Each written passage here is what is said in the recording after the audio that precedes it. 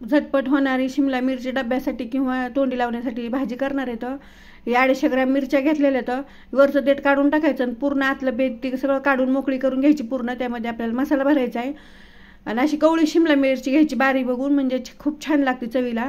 मसाला करून घेऊ आता आतमध्ये भरण्यासाठी. मोठे मोठे शेंगदाण्याचं कुठं घ्यायचं, शेंगदाणे भाजून मग असं मोठं मोठं वाटून घ्यायचं.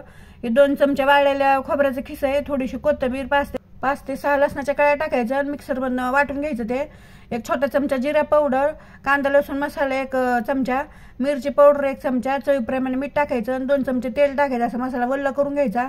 वल्ला केला म्हणजे शिमला मिरचीमध्ये चांगलं बसतंय, असं भाजी करताना बाहेर निघत नाही. जेवढा होईल तेवढा आतमध्ये जितका बसन तितका भरून घ्यायचा. असं दाबून चांगलं भरून घ्यायचं. सगळ्या शिमला मिरचीमध्ये असं आपण मसाला भरून घेणार आहे. आता कढई ठेवली, कढईमध्ये 2 चमचे तेल टाकलेले आणि तेल थोडंसं गरम झालं की 1 छोटा चमचा मोहरी टाकायची. आणि मोहरी अशी जास्त कडक तेलामध्ये टाकायची नाही, कारण एकदम जास्त तडतडली की मोहरीला कडवटपण येतंय. मोहरी तडतडली की 1 छोटा चमचा जिरे टाकायचे आणि 1 पिंच हिंग टाकायचं आणि पूर्ण शिमला मिरची भरून घेतली त्यामध्ये टाकायची तेलामध्ये आणि गॅस लो ते मिडियम करायचा आणि हलवून घ्यायचं. जवळ आपल्या शिमला मिरची डाग पडत नाही तोपर्यंत हलवून घ्यायचं.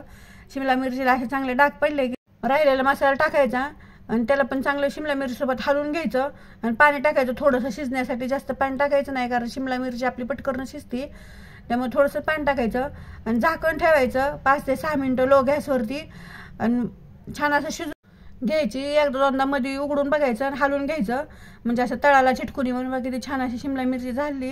त्यात भरलेला मसाला पण बाहेर निघला नाही. थोडीशी कोथिंबीर टाकून घ्यायची. हे माझी रेसिपी कशी वाटली नक्की सांगा.